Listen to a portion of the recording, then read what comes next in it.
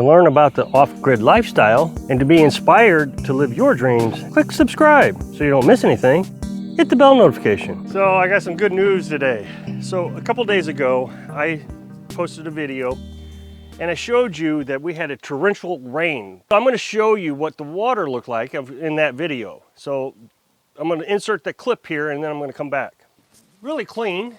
Now this has been sitting overnight and stuff has fallen down into it, so it may not look clean. I know on camera it looks a lot cleaner than it does in real life. We got this.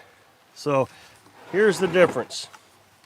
Clean water after the gully washer. The next day, I flushed the well a little bit. I wasn't really even trying to flush the well. And what that means is I empty the well. I turn the pump on, empty it out, shut off the well, let it fill up for 15 minutes, flush it again. I kind of did that, but I wasn't really trying to do that. What I was doing is I was testing my new inverter to make sure that it could run the well. It was a sunny day. I was making sure the sun could power the inverter, and it did a great job. So then I posted the video of me telling you that I'm going to concrete the well, and I'm going to do that today. I'm going to concrete the floor. Everything I read says that I got to have it 2 feet all the way around. So 2 feet from this side, 2 feet from that side, back and forth and so forth. And I'm going to concrete it 6 inches deep. And so I got 20 bags of concrete in the back of the truck. Now yesterday it rained all day, and I'm not even exaggerating about that. It did. It rained all day. And I'm going to use the well to put water into the concrete, so I'm just going to let it run today, flush out. Well, this morning I got up and I just thought, I'm going to take a look at it, just see what the rain did. Now try to remember the picture before. This is after an all-day rain. Now I agree it's a little tinted, maybe a greenish color, but that is not what I had expected. That is probably what it was like 2 days ago when I flushed it, when I was just playing around with the inverter. That tells me the groundwater didn't get in there. So that what I'm saying is the torrential rain is what impacted the well, not so much the rain. Now here was what I was so frightened about. When I posted the video, I'm no well expert, I know this. When I posted the video, there were several people telling me what I should do and what I need to do and use bentonite. Well, I looked up bentonite a long time ago, and the FDA tells us that bentonite has lead in it, significant amount of lead. And what bentonite does is it expands. It's natural, it's all natural, it's clay. And when it gets wet, it expands, kind of like spray foam, I guess. It's got lead in it. Well, I don't want to put lead in my well. So, I'm not even considering that. But this morning when I got up, somebody left a message and explained to me what he thought was going on, and that there's cracks and crevices going down to my well, next to the well casing. And he says, look up bentonite. And I thought, man, I already looked up bentonite. In Georgia, they actually require you use bentonite. And what you got to do is you got to inject bentonite in between the dirt and the well casing 10 feet. And well, if I got to inject bentonite into the well, I'm just not doing it. I'm just going to deal with dirty water.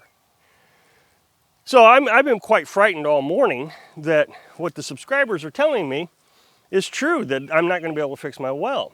So the thing is this morning I get up and it's basically fixed. So everything I've done thus far is solving the problem.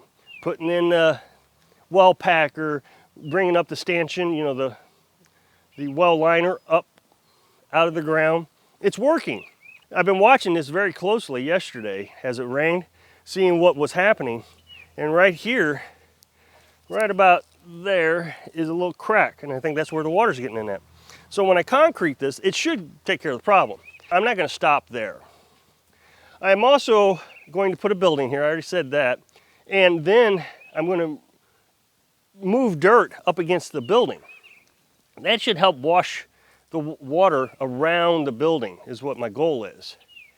The other thing I'm going to do is I'm going to dig a ditch all the way around this side of it. You see, that's downhill over there.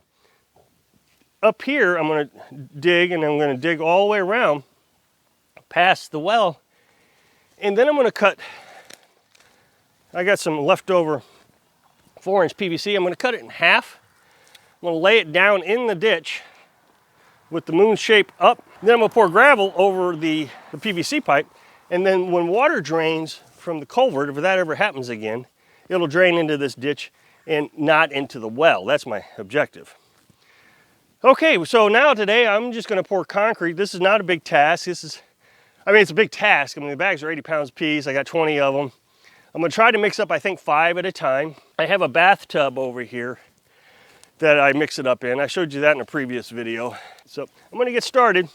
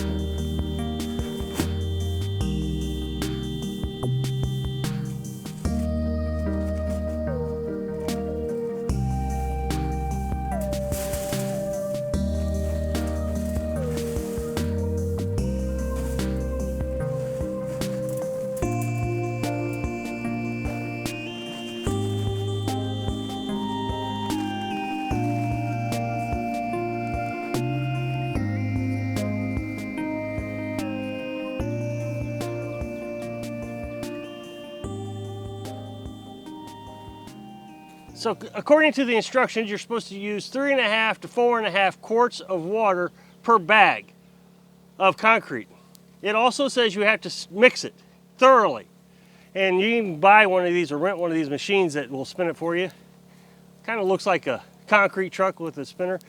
Now, I got in comments before, says you don't have to mix it. There are specific kinds of concrete you can buy where you're putting a post in the ground, put the concrete in, just put the water in, and it will mix by itself. But this you have to mix.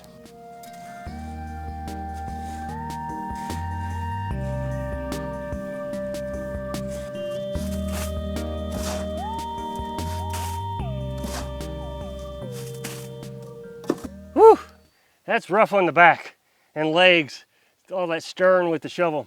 There towards the end, I was thinking maybe it would have been worth the money to go ahead and rent the mixer. But no, it's Sunday, so I wouldn't even be able to get one. So, I mean, it went pretty smooth.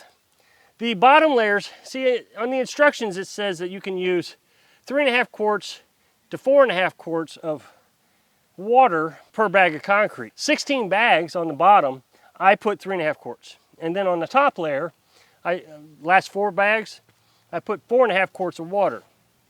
And the reason I did that is so I can smooth it out easier.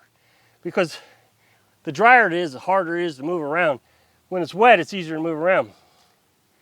Now, the disadvantage to having it too wet is it will be more brittle. So the top layer will be more layered than the bottom, which is fine. I mean, I'm not too worried about it. I'm not gonna have a lot of weight on this. It's not like I'm gonna park a car or anything on it. So I doubt if it'll ever crack. But if it does, it'll just be that top layer. It's not a big deal. The other thing I'm gonna do, I brought a level out here, and I'm going to level it unlevel. I'm going to have it running downhill, and I'm going to have a cone shape right around the pipe. That way all the water will run away from it on a downhill slope if any water gets on it. So I got it all leveled out, well, unleveled out. I made it all go down to this corner over here, and that way it'll drain down the hill. I already got a ditch dug a little bit here so it drains off. I'm criticized a lot that I don't do things around here according to code. I've been reported, 3 or 4 times now because, oh, he's violating code, he's doing something illegal, and, you know, building a tiny house. Oh, you're violating code. And the thing is there is no codes for me to follow. I've explained all this many times. The point I'm trying to make is, what good does code do if they're just going to poison you? Bentonite, I heard that several times in my life. Put bentonite around your well. And then I go and Google it. Georgia's code book says you got to inject bentonite mixed with concrete 10 feet in between the ground and the well casing. But you go to the FDA's webpage and it clearly states that it has poisonous levels or whatever, I didn't quote it, of lead in it. Yes, the bentonite may expand and the lead may not get into your well, but why do I want to risk it? I'm not anti-government. I just don't think sometimes government is as smart as a lot of people claim they are. Corporations pay off politicians election campaign money and all that stuff. So they will make a law saying you have to use their product. Then you got the bentonite guy who goes out there and digs up bentonite and manufactures it, processes it, cleans it, whatever he does. And then he tells the politician, hey, I'll fund your campaign if you make a requirement that they have to use bentonite around wells. And it's funny because individual wells like this one, it goes 10 feet. But business wells, it goes 25 feet. Government has to go 15 feet. So that doesn't even make sense. Why is there different levels based on who's buying it? Well, the corporation's got more money, right? So if you're going to get a well for your company, you get to spend more money and the individual doesn't have to spend quite as much. But that's my point about living out here free. I'm going to do it my way. And if the water's dirty, fine. And a lot of people in my comment section will tell me I got to follow the code for my own safety. But it's not safe. So I hope I can inspire you to find your freedom so you don't have to rely on government politicians. Thanks for watching.